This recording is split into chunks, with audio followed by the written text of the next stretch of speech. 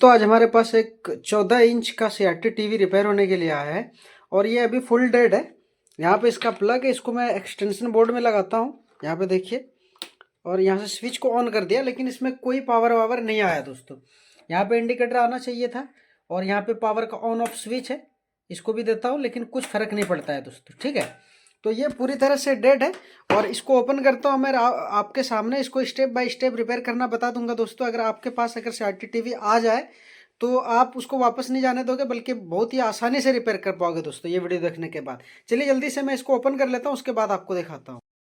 तो इसको ओपन कर लिया है मैंने और यहाँ से बोर्ड को थोड़ा सा इधर खींच लेता हूँ मैं, और यहाँ से जितना भी इसका कनेक्टर वगैरह है सबको रिमूव करना होगा सबसे पहले। तो यहाँ से एक ही कनेक्टर सिर्फ है, तो उसको रिमूव कर लिया मैंने।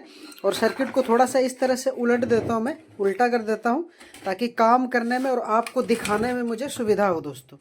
यहाँ पे देखिए, ये रहा उसका सर्किट, इसका सर्किट। और अब चलिए, सबसे पहले यहाँ पे AC का कनेक्टर रहता है इस जगह पे, AC वोल्ट इन जहाँ पे होता है ये कोड के थ्रू, तो यहाँ पे AC का कनेक्टर है। ठीक है, इसका सर्किट। और अब चलिए, सबसे पहले यहाँ पे AC का कनेक्टर रहता है इस जगह पे, AC वोल्ट इन जहाँ पे होता है ये कोड के थ्रू, तो यहाँ पे AC का कनेक्टर है। ठीक है, और यहीं से होके यहाँ फ्यूज के द्वारा यहाँ से पास होता है एक फेस। यहाँ पे देखिए, यहाँ से एक यहाँ आया, यहाँ से फ्यूज लग के इस तरफ यहाँ पे लाइन फिल्टर पे आता है।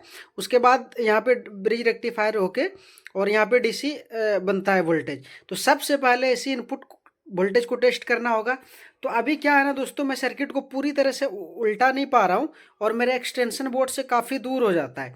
तो मैं क्या करता हूँ कि ये इसमें जो कोड लगा हुआ है इसको मैं हटा देता हूँ और बाहर से एक वायर को, ये देखिए कोड बना रखा है मैंने, तो इसको यहाँ पे डायरेक्ट सोल्डिंग करके उसके करा के और दिखाता हूँ। तो देखिए दोस्तों, यहाँ पे ना वायर को यहाँ पे सोल्डिंग कर दिया मैंने और ये कोड को मैंने हटा दिया। अब चलिए, सबसे पहले मैं इसको एक्सटेंशन बोर्ड में लगाता हूँ दोस्तों। देखिए यहाँ पे लगा, स्विच भी ऑन है हमारा।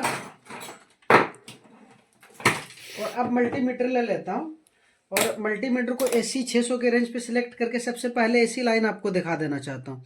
तो आप देख सकते हो 218 वोल्ट लगभग यहाँ पे AC आ रहा है। अब DC वोल्ट के तरफ चलते हैं। तो DC 600 रेंज पे मीटर को सिलेक्ट कर लिया और यहाँ पे जो मेन फिल्टर लगा हुआ है इसको ग्राउंड इस तरफ कर लेता हूँ। नेगेटिव और पॉजिटिव साइड पे यहाँ पे वोल्टेज टेस्ट करना होगा।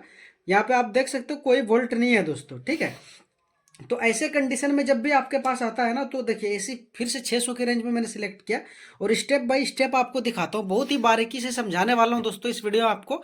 और ये आप यकीन मानिए कि अगर ये वीडियो आपने देख लिया ना, तो सिर्फ टीवी ही नहीं, पावर सेक्शन का जितना भी कोई सा भी रहेगा ना आपको आपके पास, तो सबका सर्किट लगभग लगभग सेम होता है पावर सेक्शन का। सबसे पहले पावर को आपको समझ लेना होगा। देखिए अभी यहाँ पे देखिए AC वोल्टेज इनपुट हो रहा है। ठीक है, अब यहाँ से ना ये वाला को यहीं पे रहने देता हूँ मैं, और ये वाला देखिए ट्रैक यहाँ पे आया, यहाँ पे उल्टे साइड से उस तरफ फ्यूज लगा हुआ है यहाँ से। तो आप देख सकते हो यहाँ पे कोई भी वोल्टेज नहीं है, फ्यूज पे कोई वोल्टेज नहीं है। तो अभी क्या करता हूँ, फ्यूज हो सकता है कि ओपन हो गया हो, लेकिन सर्किट में बीमारी आगे होगा दोस्तों। तो अब क्या करता हूँ, एक वायर का टुकड़ा लेता हूँ मैं, एक वायर का टुकड़ा ले लिया है मैंने दोस्तों। और ये जितना भी इससे वायर निकला ना, सिर्फ उससे 2 वायर लिया है मैंने, जितना कम, मतलब एक वायर भी आप दे सकते हो। फ्यूज बनाना है दोस्तों, तो इस फ्यूज को मैं यहाँ से डायरेक्ट कर देता हूँ। टेम्पर कर दिया मैंने और जो बचा हुआ वायर है इसको निकाल देता हूँ मैं। ठीक है, और अब क्या करता हूँ कि फिर से एक बार वहाँ पे लाइन देता हूँ, देखता हूँ क्या होता है। तो आप देख सकते हो फुल शॉट दिखा रहा है, मतलब ये फ्यूज कटने के बाद भी जैसे ही मैं वहां पे लाइन दे रहा हूं दोस्तों, तो हमारा 200 वाट का बल्ब बिल्कुल फुल ग्लो कर रहा है। मतलब अगर ऐसे कंडीशन में मैं डायरेक्ट में लगा दूं ना, तो ये सर्किट की ऐसी की तैसी हो जाएगी दोस्तों। जब भी कोई पावर सेक्शन का काम हो या किसी भी चीज को आप जब रिपेयर करते हो, तो उसको हमेशा सीरीज में ही लगा के और टेस्ट करना होता है दोस्तों। अब चलिए, शॉर्ट जब दिखा रहा है तो अब क्या करना होगा, मल्टीमीटर को देखिए बजर रेंज पे सिलेक्ट कर लेता हूं मैं, क्योंकि अभी शॉर्ट है तो अभी पावर इसमें मुझे नहीं देना है। ठीक है, सबसे पहले ये जो मेन फिल्टर लगा हुआ है यहाँ पे हमें शॉर्टिंग चेक करना होगा। तो देख लेता हूँ, तो एक साइड से 147 के लगभग दिखा रहा है रीडिंग। दूसरे साइड से मैं देखना चाहता हूँ, तो दूसरे साइड से भी वही 150 150 के लगभग में दिखा रहा है दोस्तों, जो कि ये बिल्कुल ही गलत है। हो सकता है ये फुल शॉर्ट नहीं होगा। ठीक है दोस्तों, बीमारी है, शॉर्टिंग है हल्का फुल्का। एक साइड से आपको ये कम से कम 1000 और 1300-1400 के समथिंग यहाँ पे रीडिंग दिखाना चाहिए था, लेकिन रीडिंग इसका बिल्कुल ही गलत दिखा रहा है और दोनों साइड से दिखा रहा है। शॉर्टिंग यहाँ पे बनी हुई है। अब इसको छोड़िए, ये तो हो गई प्राइमरी साइड की बात। और अब आ जाते हैं सेकेंडरी साइड में। तो सेकेंडरी साइड का मेन फिल्टर यहाँ पे लगा हुआ है। आप देख सकते हो ये पहला पिन एसएमपीएस का ग्राउंड होता है और दूसरा पिन 110 वोल्टेज निकालता है यहाँ पे। तो यहाँ पे ग्राउंड कर लेता हूँ मैं, और यहाँ पे मेन फिल्टर है। इस पे भी शॉर्टिंग चेक करना होगा कि प्राइमरी साइड में तो शॉर्टिंग है, सेकेंडरी साइड में भी शॉर्टिंग है क्या। तो चलिए, तो देख लीजिए यहाँ पे कोई शॉर्टिंग नहीं है, मतलब हमारा सेकेंडरी साइड जो है बिल्कुल ओके है दोस्तों। तो अब यहाँ पे क्या करना होगा कि अभी शॉर्टिंग बता रहा है, तो यहाँ पे थोड़ा 1802 नंबर का ट्रांजिस्टर लगा होता है दोस्तों, ठीक है। तो ये जितना भी नंबर का रहे, सबसे पहले इसको मैं निकालता हूँ और निकालने के बाद देखता हूँ कि यहाँ का रीडिंग सही हो रहा है या नहीं हो रहा है। जो तरीका है जिनविन वो बता रहा हूँ आपको दोस्तों, ऐसे ही रिपेयर करना है किसी भी चीज़ को। चलिए, सबसे पहले ये वाला मैं निकाल लेता हूँ यहाँ से। उसके बाद यहाँ पे जो अभी वैल्यू गलत दिखा रहा है मुझे, वो सही होता है कि नहीं वो देखना होगा। सबसे पहले इसको निकालता हूँ मैं। ये देखिए यहाँ का ट्रांजिस्टर मैंने निकाल दिया है अभी, और इसमें क्या नंबर है अभी मुझे दिखाई नहीं दे रहा है ठीक से। इसको मैं कर देता हूँ साइड। जो भी नंबर रहे, अगर लगाना होगा 1802 बहुत ही आसानी से लगा सकते हो। इसको कर देता हूँ अभी साइड बिना टेस्ट किए। और सबसे पहले यहाँ पे जो वैल्यू गलत आ रहा था, मैं ये चीज देखना चाहता हूँ कि यहाँ से शॉर्टिंग हटा या नहीं हटा। तो देखिए एक साइड से कोई वैल्यू नहीं। अगर आपको मैं मल्टीमीटर मल्टीमीटर देखो ठीक से, ये देखिए एक साइड से कोई वैल्यू नहीं दिखा रहा है इसमें दोस्तों। अब दूसरे साइड से देखता हूँ मैं, तो ये देखिए 1300 के लगभग में 1296 रीडिंग इसमें आ रहा है दोस्तों, ठीक है। तो आपने देखा, मैंने जैसे बताया आपको कि 1000 से ऊपर और 1300 से अंदर, मतलब इसी तरीके का यहाँ पे वैल्यू दिखाना चाहिए था, लेकिन उस वक्त दोनों साइड से वैल्यू दिखा रहा था। अभी वैसा नहीं है, अभी दोनों साइड से वैल्यू नहीं दिखा सकता है। मतलब हमारा 100% ये वाला ट्रांजिस्टर जो है शॉर्ट हो चुका है। और चलिए मैं इसको चेक करके आपको दिखाता हूँ। तो इसको चेक करने का तरीका ये देखिए, मैंने ये ब्लैक वाले को यहाँ पे लगा लेता हूँ इसका, और इस जगह पे लगाता हूँ। ये देखिए बीप की साउंड आ रही होगी आपको, यहाँ फुल शॉर्ट दिखा रहा है मुझे। ये देखिए दोनों साइड से ये ट्रांजिस्टर तो बिल्कुल शॉर्ट है। इसको हटाता हूँ मैं और दूसरा ट्रांजिस्टर यहाँ पे लगा लेता हूँ जल्दी से। तो आप देख सकते हो हमारे पास जो है ना दोस्तों 1802 नंबर का ट्रांजिस्टर है यहाँ पे। और यहाँ पे जल्दी से मैं लगा लेता हूँ, और लगाने के बाद आपको दिखाता हूँ कि ये पावर सही हो रहा है। यहाँ पे ना कंप्लीट 300 वोल्ट के लगभग में चाहिए मुझे करंट, जो इसको लगाने के बाद देखता हूँ वो बन रहा है या नहीं बन रहा है। चलिए जल्दी से मैं लगा लेता हूँ इसको। दोस्तों ट्रांजिस्टर लगा दिया है मैंने, और एक बार फिर से इसको सीरीज में मैं दे रहा हूँ यहाँ पे। ये देखिए वहाँ पे लगा दिया दोस्तों। और सबसे पहले ये मेन फिल्टर पे करंट को चेक करना है कितना वोल्ट आ रहा है यहाँ पे। तो यहाँ पे देख लीजिए 292 वोल्ट लगभग आ रहा है, मतलब 300 के समथिंग आना चाहिए यहाँ पे वोल्टेज दोस्तों। तो यहाँ पे 293 वोल्ट लगभग आ रहा है, मतलब ठीक ठाक है यहाँ पे। अब सबसे पहले आउटपुट में वोल्टेज देख लेता हूँ सेकेंडरी साइड में।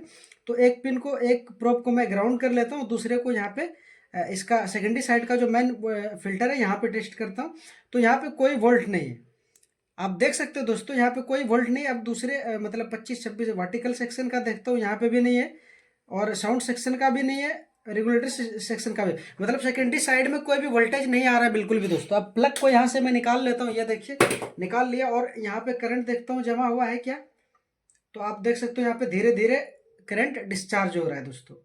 ये देखिए अभी 32 है, उसके बाद धीरे धीरे घट रहा है, मतलब डिस्चार्ज हो जाए। अब जो इसमें समस्या है ना दोस्तों, ये है कि सेकेंडरी साइड में कोई भी वोल्टेज नहीं पहुंच रहा है।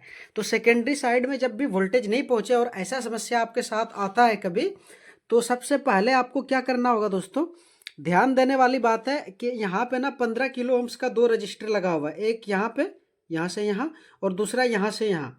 ये दोनों को चेक करना पड़ता है। और उससे भी पहले, सबसे पहले जो है ना, यहाँ पे 3807 नंबर का एक ट्रांजिस्टर लगा होता है, वो ट्रांजिस्टर को चेक कर लीजिए। हो सकता है कि उसी से मामला आपका सोल्व हो जाए। अगर उससे नहीं हुआ तो ये दोनों रेजिस्टेंस को चेक कर लीजिए, 100% ये मसला सोल्व हो जाएगा दोस्तों। सबसे पहले ये 3807 ट्रांजिस्टर को निकाल लेता हूँ, और उसके बाद आपको दिखाता हूँ मैं। तो अब सबसे पहले दोस्तों यहाँ पे देखिए मल्टीमीटर को मैंने फिर से कंटिन्यूटी मोड पे सेलेक्ट किया है, और यहाँ पे 3807 ट्रांजिस्टर को निकाल लिया मैंने। और अब इसको चेक करना पड़ेगा कहीं ये शॉर्ट तो नहीं हुआ है। तो ये देखिए एक साइड से वैल्यू दिखा रहा है इसमें, ठीक है। अब प्रोब को मैं उल्टा कर देता हूँ, तो आप देख सकते हो दोनों साइड से ये ये देखिए दोनों साइड से वैल्यू दे रहा है, मतलब ये ट्रांजिस्टर कहीं ना कहीं शॉर्ट हो चुका है दोस्तों। इसको मैं कर देता हूँ अभी साइड, और 3807 नंबर का दूसरा ट्रांजिस्टर यहाँ पे लगाता हूँ, और उसके बाद देखता हूँ कि सेकेंडरी साइड तक वोल्टेज पहुँच रहा है या नहीं पहुँच रहा है। तो दोस्तों देखिए यहाँ पे 3807 ट्रांजिस्टर भी लगा दिया है मैंने, और यहाँ पे ना आउटपुट का जो ये जो सेकेंडरी साइड का जो ये वोल्टेज है दोस्तों 110, तो यहाँ से जो एसटी में जाने के लिए एक जंपर या रेजिस्टेंस मारा रहता है, उसको मैंने रिमूव कर दिया है यहाँ से, कि आगे अभी सप्लाई नहीं देना है मुझे, सबसे पहले सेकेंडरी साइड का वोल्टेज टेस्ट करना है। तो चलिए मैं सबसे पहले अब फिर से एक बार इसमें लाइन देता हूँ, और लाइन दे के आपको दिखाता हूँ मैं। तो वहाँ पे आप सीरीज बल्ब को देखिए, ये देखिए बिल्कुल सीरीज हो गया, मतलब हमारा सिस्टम इधर का सही हो गया है मोटा मोटी।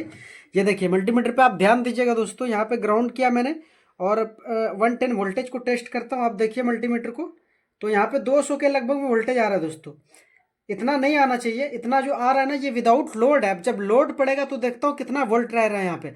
चलिए यहाँ पे मैं एक जंपर कर देता हूँ जल्दी से। ये एसटी पे जाने वाली सप्लाई को मैंने जंपर कर दिया एक वायर की मदद से दोस्तों।